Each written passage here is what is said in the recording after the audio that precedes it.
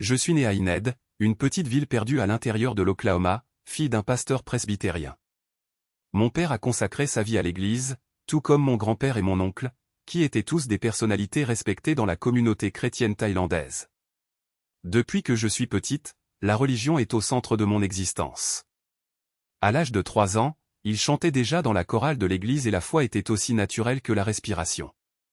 Je me souviens des examens à l'école, si le résultat était bon, je remerciais Dieu, s'il n'étudiait pas suffisamment, il comptait sur le crucifix qu'il portait dans son sac à dos. Pour moi, la spiritualité a toujours été un lien direct avec le Père, jamais avec Jésus ou le Saint-Esprit. Je croyais fermement que Dieu guidait chacun de mes pas. Après avoir obtenu mon master, j'ai déménagé en Thaïlande, où, par hasard, j'ai participé au concours Miss Thaïlande. Ce fut le point de départ d'une carrière d'actrice et de mannequin qui m'a conduit en Malaisie. Là-bas, il y a 12 ans, quelque chose a changé à jamais, je me suis converti à l'islam. À l'époque, tout semblait normal. Les femmes avec leur voile? Je pensais que c'était juste un style local. Des hommes barbus? Je pensais que c'était à la mode. Je ne savais pas qu'ils étaient musulmans.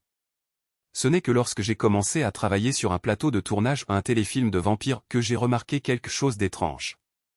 Mes acteurs et mon équipe jeûnaient toute la journée et ne mangeaient que le soir.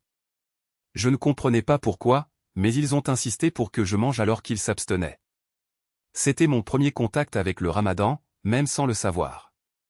Au fil du temps, la célébrité m'a apporté un sentiment de vide que je n'avais jamais ressenti auparavant. Au début, cela semblait être du pur glamour, se réveiller, être emmené sur le plateau, avoir des coiffeurs, maquilleurs et costumiers s'occupant de chaque détail. Je n'ai rien eu à choisir, ni la coupe de cheveux, ni le type de faux petit déjeuner. Si le client n'aimait pas ma coiffure, il appelait immédiatement un coiffeur pour la changer. C'était comme si j'avais cessé d'exister. De toute façon, qui était Alisa? La jeune fille confiante d'Oklahoma était devenue une marionnette de l'industrie. La dépression a commencé à me consumer et je savais que j'avais besoin de quelque chose de plus grand pour m'ancrer. Je suis revenu au livre, cherchant des réponses dans la religion qui m'avait toujours guidé.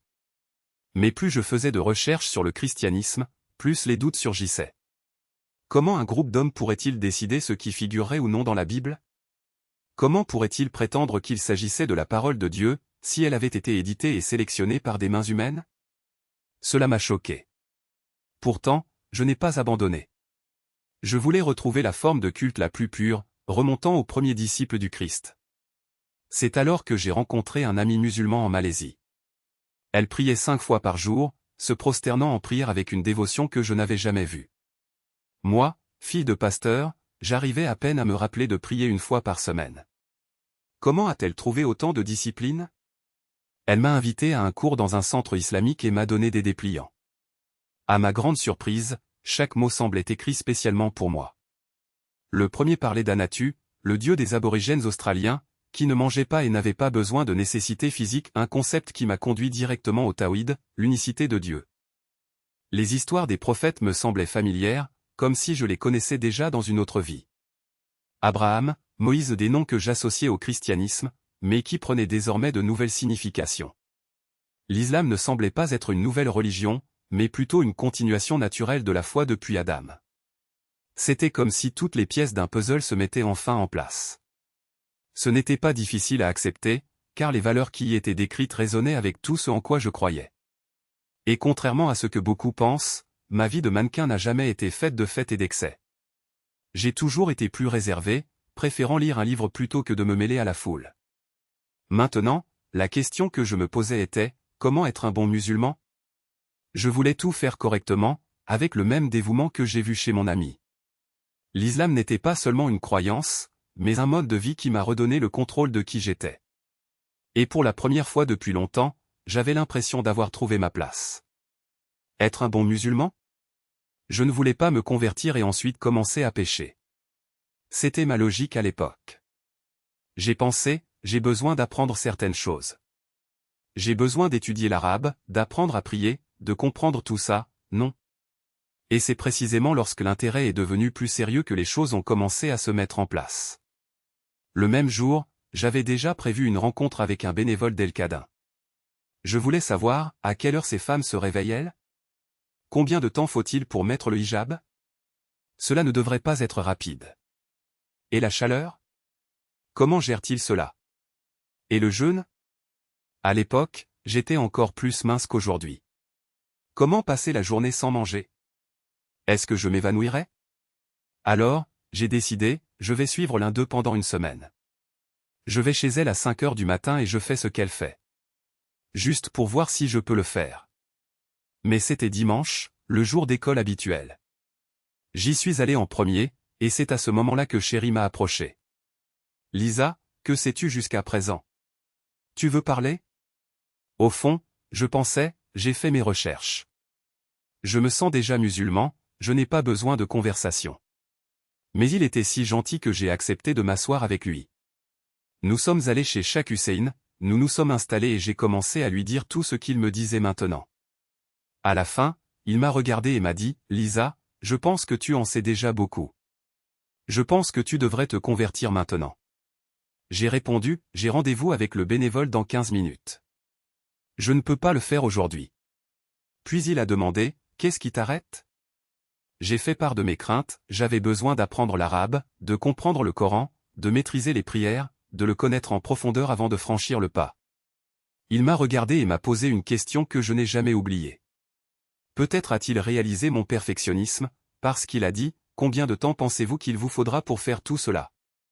20 ans? 30? 50?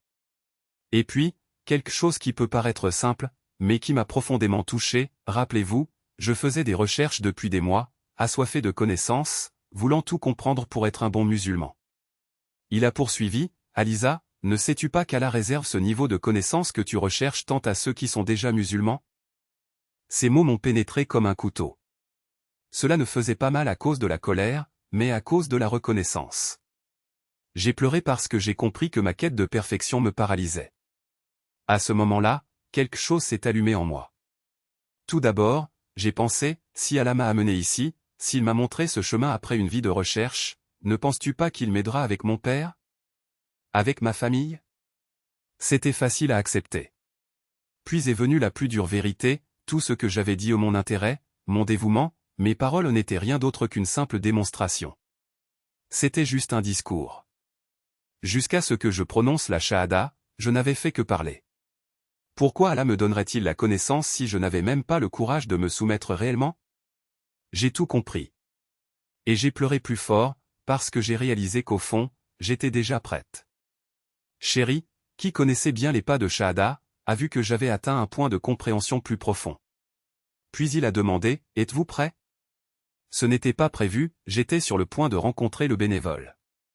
Mais à ce moment-là, une certitude m'a envahi, si Allah veut cela pour moi, je ne peux pas l'arrêter. Et c'est ainsi, sans prévenir, que j'ai prononcé la shahada. Peu de temps après, je faisais déjà du wudu sans vraiment savoir comment et quelqu'un me guidait, fais ceci, ne fais pas cela, maintenant ceci. Et puis je suis allé directement à la salle de prière de la mosquée Al-Qadim. Je me tenais à côté d'un ami que je m'étais fait là-bas, imitant chaque mouvement, chaque geste, chaque mot. Et ce fut ma première prière. À ce jour, je ne me souviens pas en avoir manqué un seul.